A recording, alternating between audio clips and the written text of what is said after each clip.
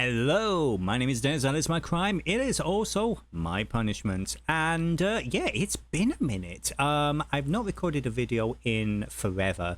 Mainly because I haven't really been streaming that much. I want to say the last time I tried streaming was in my birthday, end of March, when I was trying to do some Elden Ring. Unfortunately, many different things happened. I believe I mentioned in that previous stream and everything how we were having unfortunate situations with our dog, who has since passed away. Situation sucks, not fun times in all honesty, so we've just been trying to deal with things, trying to keep ourselves busy and focus on ourselves and everything. One of the things I've been working on in the background is a little thing which I would like to show off here. Now, you see on the screen, you see here, of course, Daggerheart. Specifically, for those of you who do not know, Darrington Press, the publishing arm of the Critical Role production company, they have made their very own tabletop role-playing game, their own TTRPG. And it is named Daggerheart. It is a very interesting little thing, and I just want to show you a little bit about what it is, how it works, and let us zoom out. You see here, this particular setup is on, for those of you who remember my videos for Arkham Horror, the card game. This is Tabletop Simulator, and this is my layout for Daggerheart. Unwittingly realizing I've kind of made a slight version of like the asexual pride flag, completely unintentional, because it's mainly down to the purple and gold color scheme that Daggerheart seems to have with some of their artwork and everything. But yes, if you go over to the Steam Workshop for Tabletop Simulator, you will find a very talented person. In fact, let me just open that up real quick. This is the actual mod, the unofficial. By the way, this is not made by Darrington Press. This is a table that a lovely person has put together. It is non-official, and it only includes the content that was included in playtests. You also have things here from the public alpha playtest and all that. But yeah, I'm getting ahead of myself. So you see all the cards are devoid of artwork and everything. You have a bunch of different other various classes that came with the SRD, basically. Each player has their own specific location, a dice roller, which we're going to go into a little bit, and some range finders, because this isn't really a game that uses grid so much. This is a game that uses like loose basic measurements. And also included is the Quick Start Adventure. It includes a PDF, a couple of pre-made characters, some adversaries, which are basically the NPCs that you're dealing with. So say for example, that's how the stat blocks in Daggerheart work. So all of that, fear tokens, which we will get into. Completely missing the bowl there, and a few other little bits and pieces. And one really cute little thing which I like is finding a way of you can change the color of the table using this cute little book feature. You can basically include whatever artwork you want into this. You upload a new image from the desktop, and it will be whatever you want here. Now that is kind of what I had set up with mine. Now, so by and large, this is pretty much all you need to run Daggerheart. You have basic information like a GM's guide here. Basic prices for equipment is going to be the rough step-by-step for character creation, and of course the Quick Start Adventurer. adventure, quick start adventure, which basically goes through how the character sheets work, how to do this, that, and the other. Gives you some pre-made characters, and it gives you a introduction, a trainee adventure to get people figuring out how to play the game. So, and as we said previously, all of the NPC stat blocks for that adventure are included. Now, I took this and I spent a little bit of time. We don't want to check the workshop. We're going to go back over to my... this is my full loadout now for Daggerheart. And I kind of did some things. I kind of tinkered a little bit. And I added a few, shall we say, quality of life changes. And this is the exact same table, but glammed up. So first things first, looks like, oh, for a moment, I was like, yeah, first things first, Tabletop Simulator crashes. Awesome. Beautiful. I love it. We're going to just show off this tiny little blue thing here. So what this is, we have some cloud coverage. It's not much, but it's... you know, like a little bit of additional atmosphere depending on what kind of scene you're running. I'm actually going to go to the third state here, and I believe that comes with like much lower and thicker clouds. But yeah, you know, they just like sort of like jump in and out. When you add it to things such as this looping rain effect, it adds, well, that's a little bit light. Let's see if we can do a little bit harder. There we go. More of a heavy rain. You know, something like that might be a little bit more interesting. But honestly, even the rain's not really doing it for me. How about we have a nice heavy fog fall, and also just to get really crazy, let's have some snow. And hopefully that doesn't completely crash the thing, because that would suck. But yeah, so there's plenty of interesting visual effects that you can get. I will say, just speaking out loud, it does look like the rain, the PNGs for the rain look like they're on their side. So I don't think the rain is really working how it's supposed to be there. That's unfortunate. Yeah, you see, some of them look like they're sideways. That's a little bit strange, but yeah. So as well as, and you see all the fog. It's like, welcome to Silent Hill, motherfuckers. And you see, I've actually expanded the backdrop a little bit.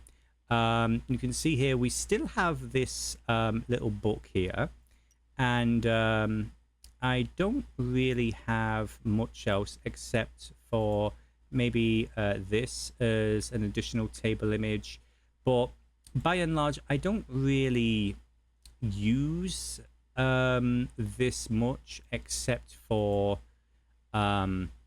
you know, for the branding and everything, you know, to have a really cool you know, like wood/gold inlay, because the majority of the table is going to be focused on this. This is a add-on called One World. If you know anything about Tabletop Simulator, you know about One World. So I'm going to say, first of all, let us head over to the Vorsal. Yes, of course, if you're familiar with the channel, you have probably heard a little bit about my ongoing development of my homebrew setting. Now, the reason I'm bringing this up is because I'm actually in the middle of writing a Daggerheart campaign frame. Campaign frames are basically a self-contained, well, a framework for running a campaign. Instead of a really detailed, in-depth setting guide where you have every single NPC listed out and you know, every single street is named and all this other stuff, a campaign frame is more the general vibes and the impression of what the campaign is going to be. It's more of a concentration of the flavor. It's a mission statement. It's an overview that allows you, the GM, to take the idea and run with it and make like work on some of the minutiae and the specifics yourself, because that's kind of one of the things I like about Daggerheart. It allows for creativity from the GM. Now, does that mean that you have to do all the work yourself? Not quite. Not really. What I'm trying to say is there is a difference between a setting that doesn't give you any information and a setting that gives you all the refined, condensed essentials that you would need to take them and develop your own details. Because as we all know, when you're running a tabletop game, your players are going to go in all manner of different directions. You can try and prepare and try and have everything figured out and fleshed out in a multiple different directions, but that's a lot of work. Is it not a lot easier to have some basic specifics, some tones, some general themes and ideas locked in, ready to go? So whenever they go in a completely different direction, you at least have the basic framework in your head of, okay, this sort of thing would be here, this sort of thing would be here.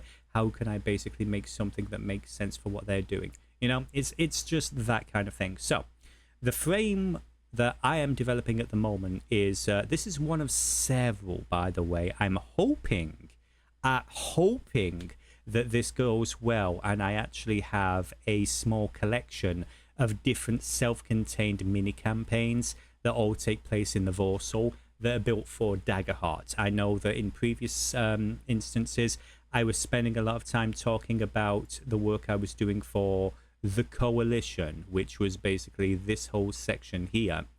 And that was, of course, when I was doing 5th edition Dungeons and Dragons. While that project is still being worked on, what I'm doing at the moment is I'm basically embracing the fact that my setting is system agnostic, and it is not tied to one particular game system. It is open to many different systems, many different game types, and what I'm currently focusing on right now is this little location, the island region of Taikanai. And let's actually click on it and let's get a slightly better look at Taikanai itself. Yeah, so this is the most recent map that I have of the area. If you've been following me on Blue Sky, which is popping up on the socials there, you will know that I've been developing this for a little bit. Now, this particular PNG is a little bit blurry. As you can see, some of the names aren't really coming through there. So in the final release of this, I'm going to be a little bit more high-res. Oh, side note, when I say release, I'm not releasing this table to the general public because, as you can see here, I have all of the artwork, the official artwork that was not included with the base version of this table. I went through and I added all of the artwork from my copy of the board of the game itself, because I have the PDF and everything. So this is just what I'm going to be using to run Daggerheart. So if you are interested in experiencing Daggerheart in my homebrew setting using my original campaign frames, then this is basically what you're going to be dealing with. So yeah, one other thing I just want to show off in regards to, for those of you who don't know, let's see, what would be a good map to show? Something, let's just go with the beach. Something simple. So basically somewhere on the beach we're going to have an encounter, and I just push that. And again, it comes to this flat two-dimensional image. But what I'm going to do now is I'm going to push this build button. And what is this? What is happening?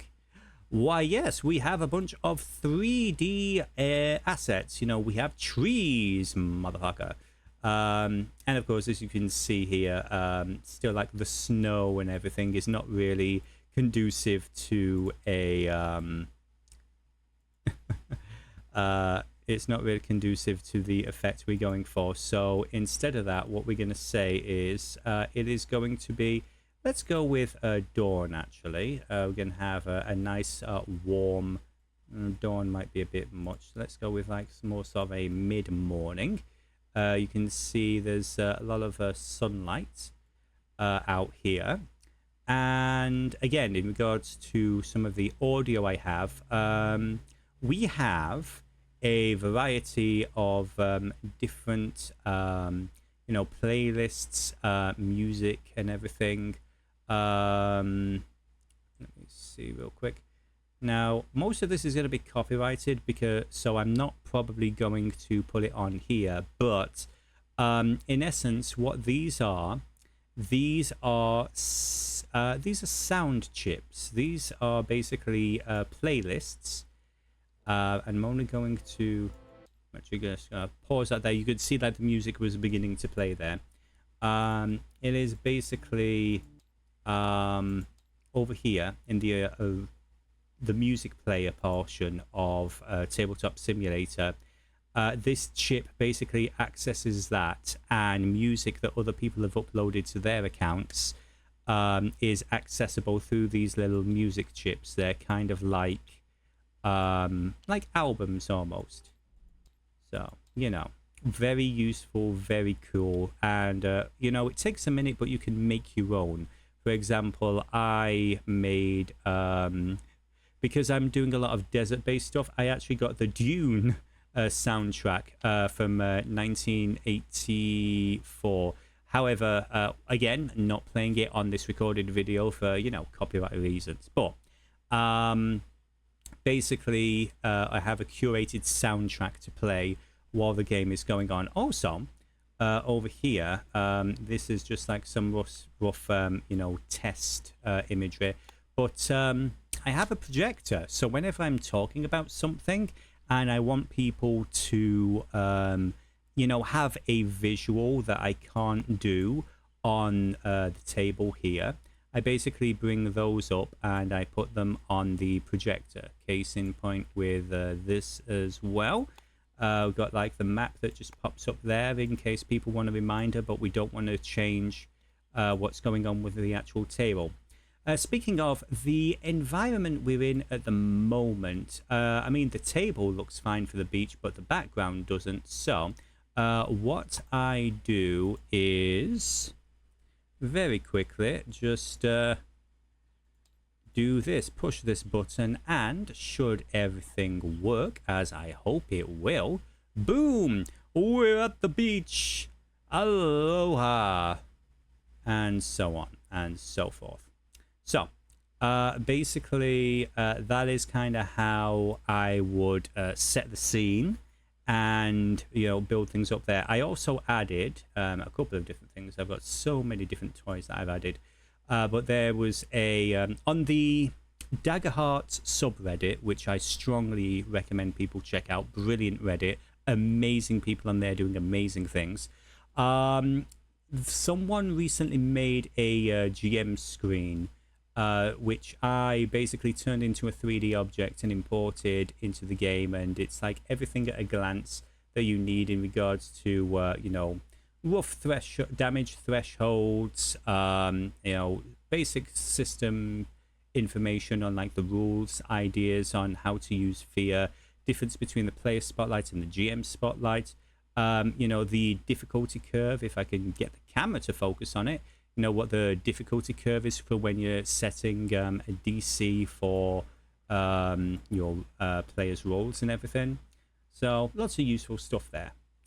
So I'm actually going to clear this. Well, no, I'll leave that on the board for a minute. So as you've seen as well, we have some interesting things there. Now, obviously, the background is not really matching what we're going with, but we have a couple of really interesting lighting choices for dramatic moments that are dramatically appropriate. But yeah, we're just going to go with the mid-morning again there. Also, I have this blindfold. So as you can see, it takes me a moment or two to go through all these different hoops and everything. So what I would normally do is I would click that blindfold or play around with this little control panel here. And that is going to blindfold all my players. So they don't see each individual element come up. You know, they just wait until everything's done. And then the blindfold comes down and like, oh my gosh, you know. So other really useful tools. Again, you saw all the status effect tokens I had. This is a fun one. This is a fog of war generator. So you see there is now a fog of war that has gone over this entire board. So let me just change my player color real quick. So let's say I'm the red player. You now see that everything has gone red, and also I can barely see anything in here. There's only certain items that I can see through the fog of war. Yeah, the fog of war is only available to the GM, the person who is running the game. So I have no idea what's going on. It is completely mysterious and black. So what I'm going to do, let me just very quickly go back over to the GM there real quick. And I am going to take this little bottle cap and I'm going to copy it right here. Now, normally you would have, I'm actually going to get a mini real quick. This is another thing that I've done. I've picked up a bunch of minis from Hero Forge. This is basically some of the options that people have. Let's go with human. I have 482 human models, as you do. Let's just one will do. And of course it is going to load every single one of them. So yep, didn't think that through. Probably gonna have to wait a minute for that.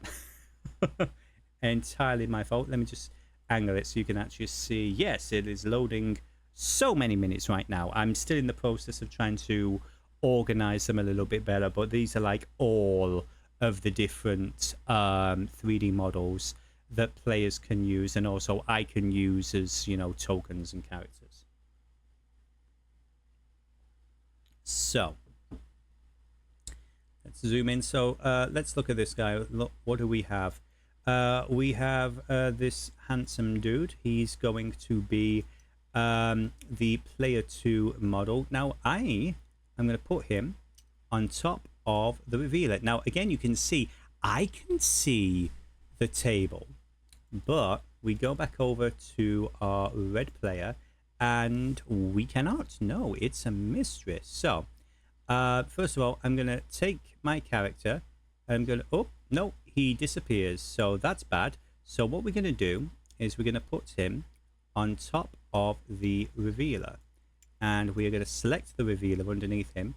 And oh, as we make our way through, we're starting to see details. We're starting to see, oh, we see shapes, we see bushes, we see models, you know, and that is kind of how we explore this particular location. And there's a tree. There's a lot of little happy little trees over here.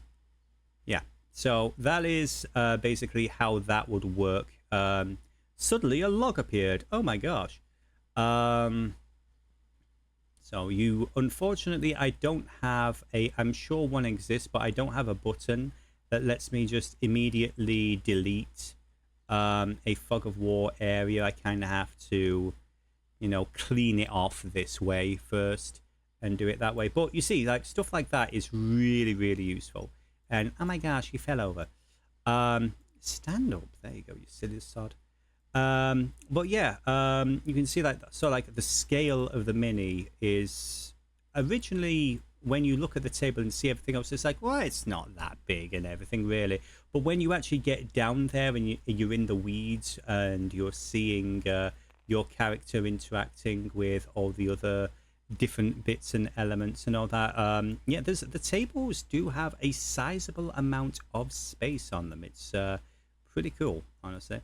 So let me just put them back over there safe, and let me switch color back over here to show you more of this wonderful world. So yeah, I have a whole bunch of minis, you know, always like the animal races. We have, you know, like lizard folk. We have a lot of elves, fays, halflings, tieflings, orcs, undead, so on and so forth.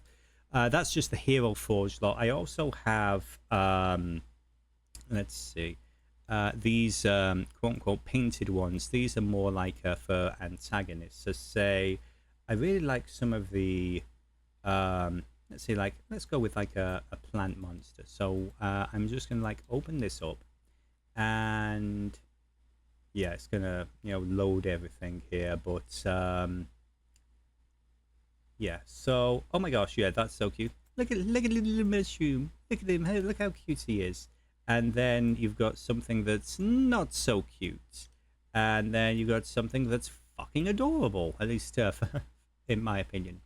Now, none of these minis have, you know, stats or health bars or anything like that because they're just minis. However, if I wanted to go for a particular, say we're playing a tier 1 game, and I have my full list of all the tier 1 enemies that appear in the core book.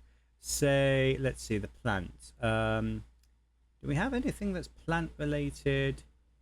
Let's say I'm using the stat block for a young dryad, even though this really isn't a young dryad.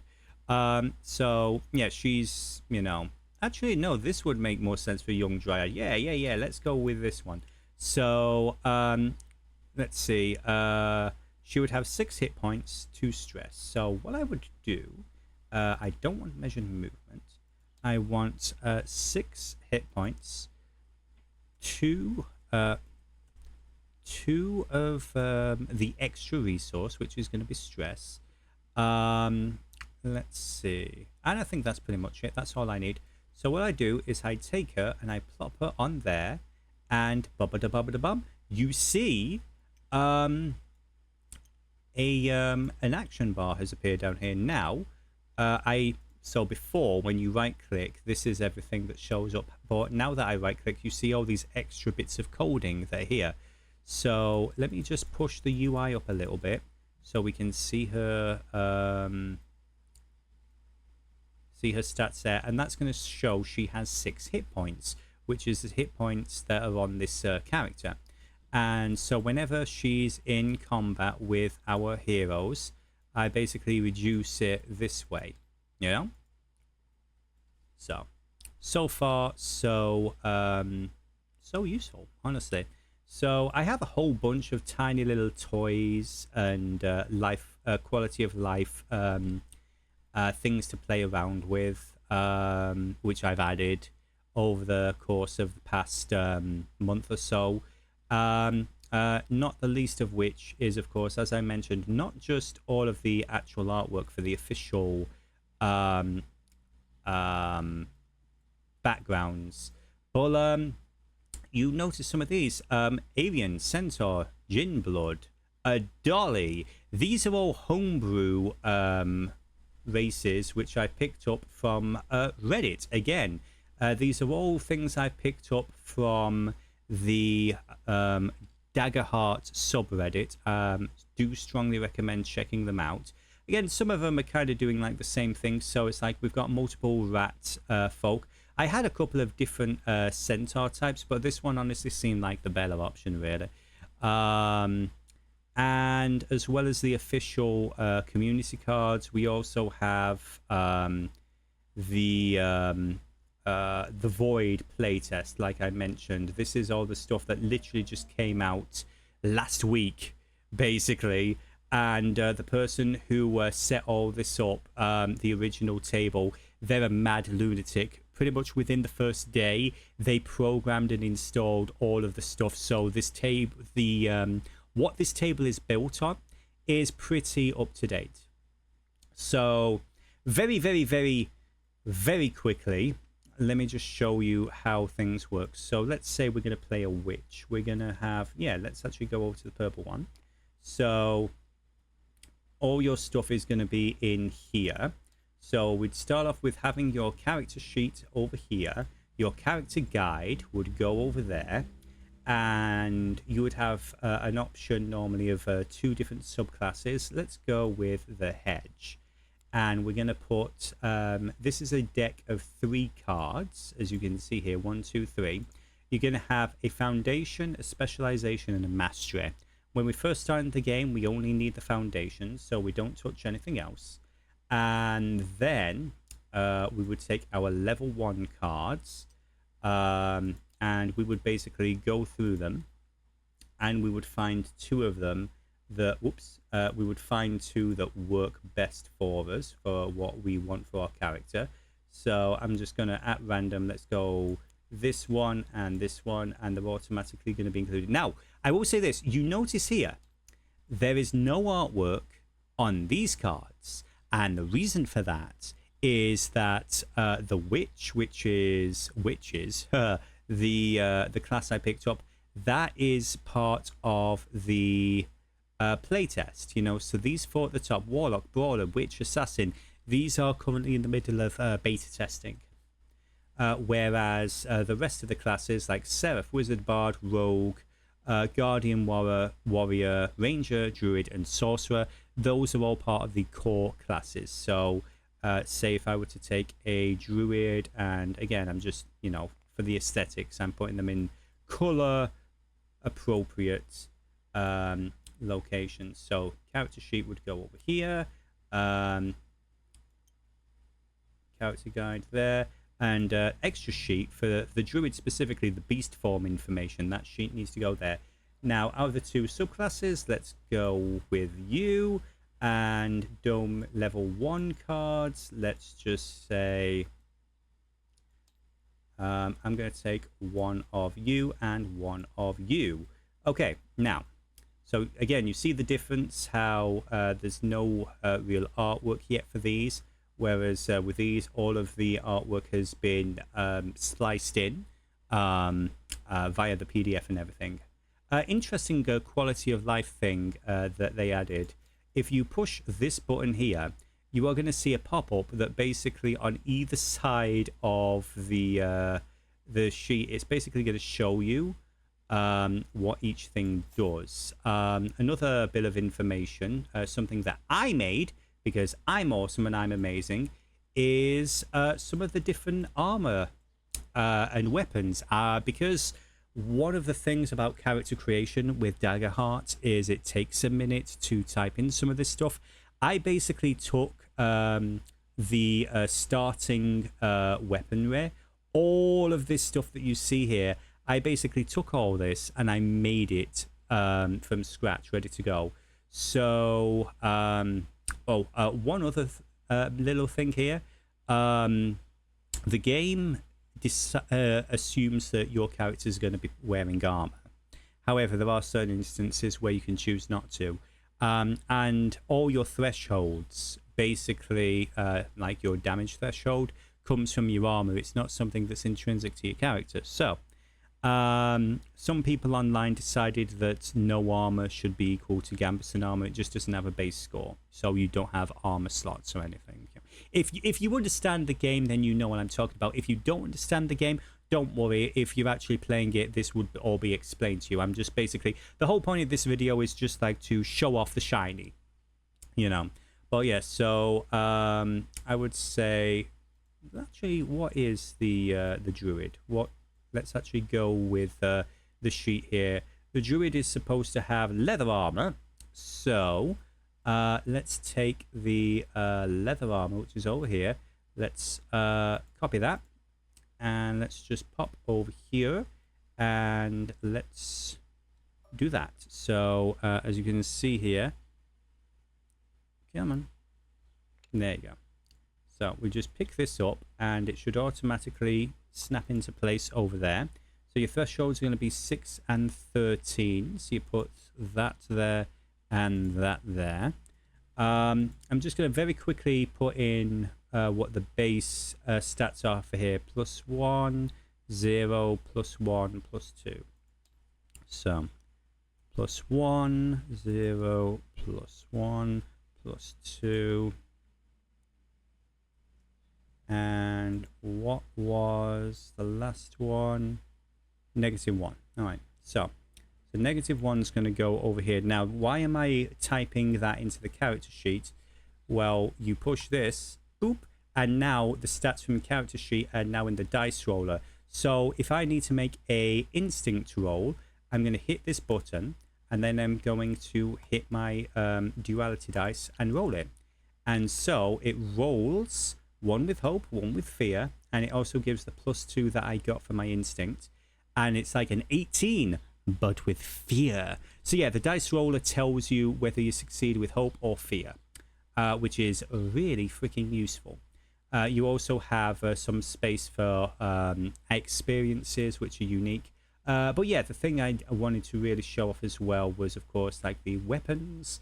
And I want to say that's going to be over here. So let me just... Boop. Oh no, that's the plain weapons. I actually did a whole thing. Did I put that over here?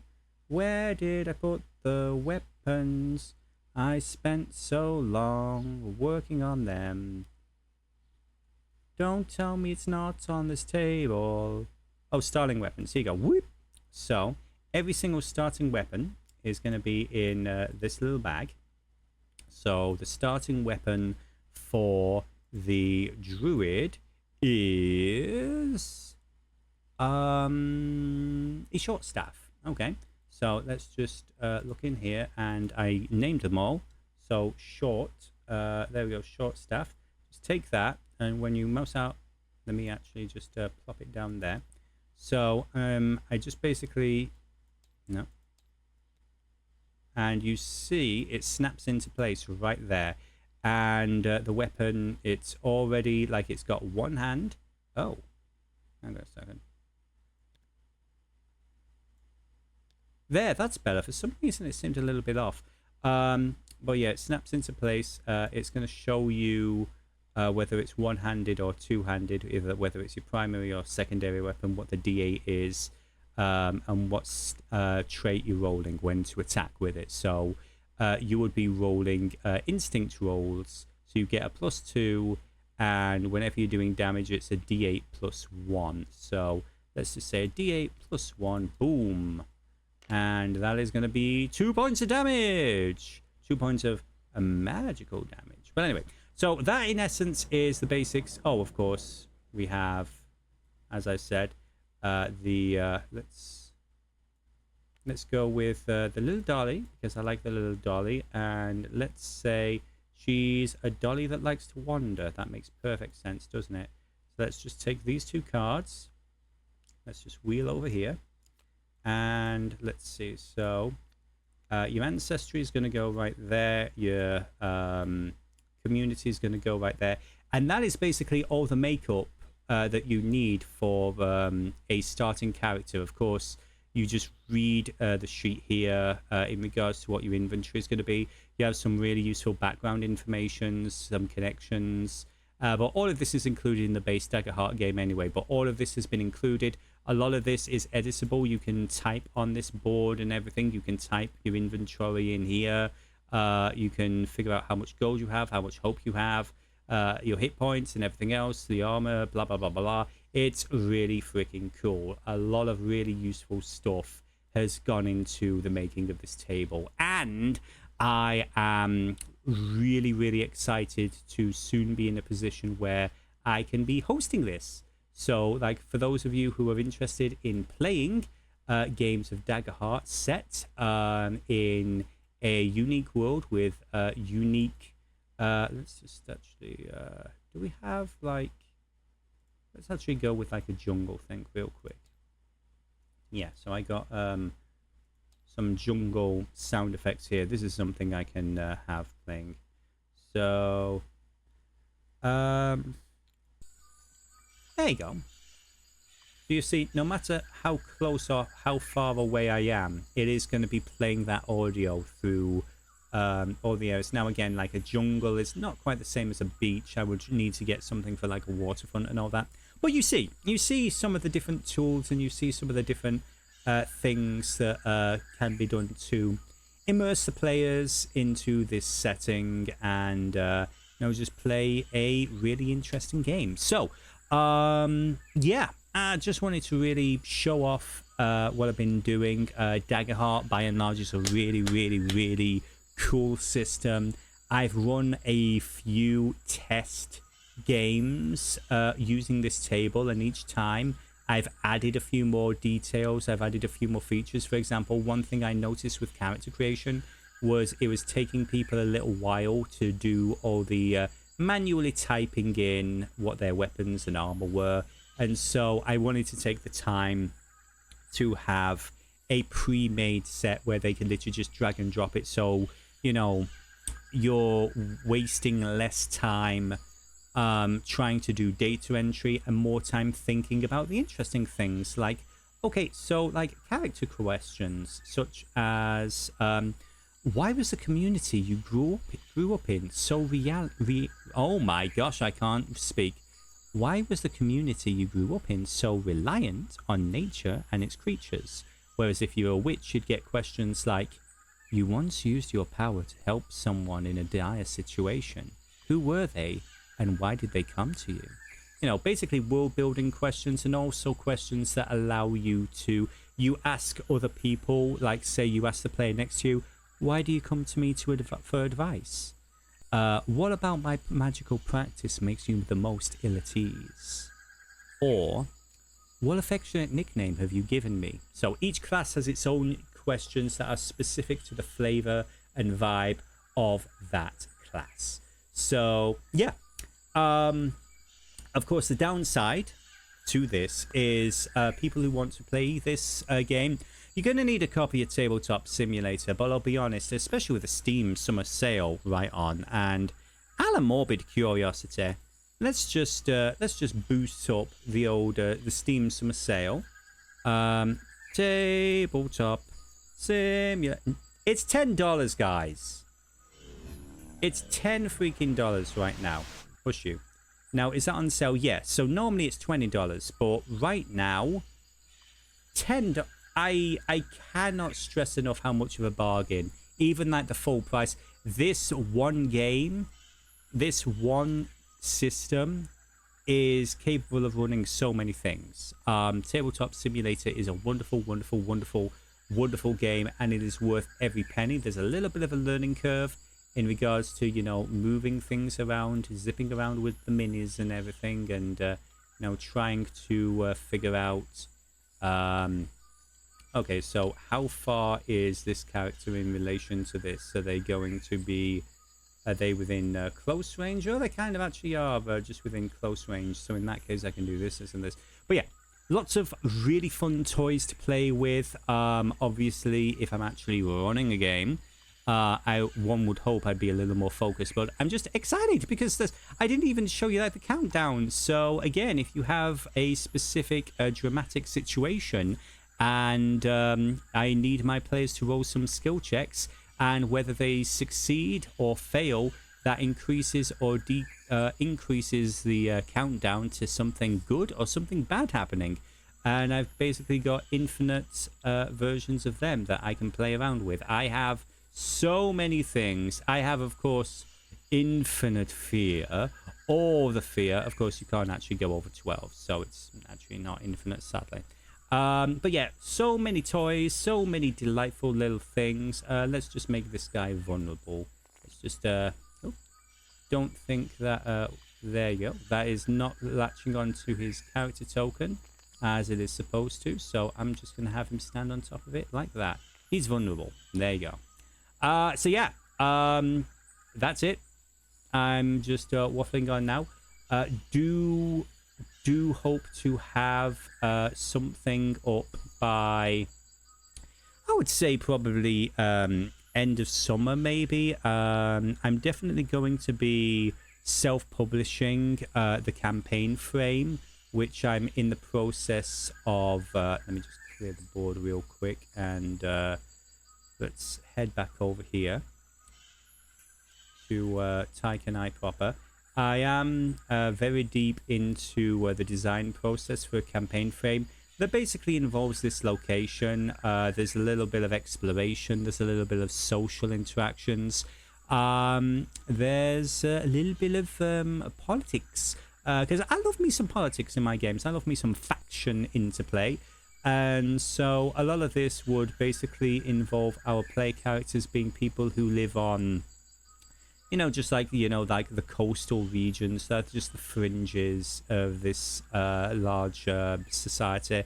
And they are pulled into they are uniquely equipped to solve a problem involving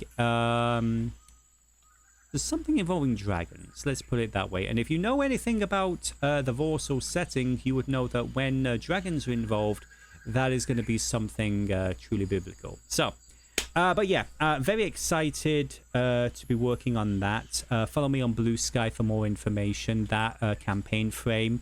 Working title is The Red Dunes of Taikanai. That is something that is hopefully going to be, I would say, within a week or two, if the world stops, burning. I will hopefully have something within a week or two that's going to be ready for beta readers. And who knows, within a couple of months, the very first campaign frame is going to be ready for release. And when it is, I'm probably also going to be running a game using Daggerheart, using this table specifically. And who knows, that particular game may or may not be streamed. We will see. Just follow me on Blue Sky, Devillo, for more information as and when it occurs.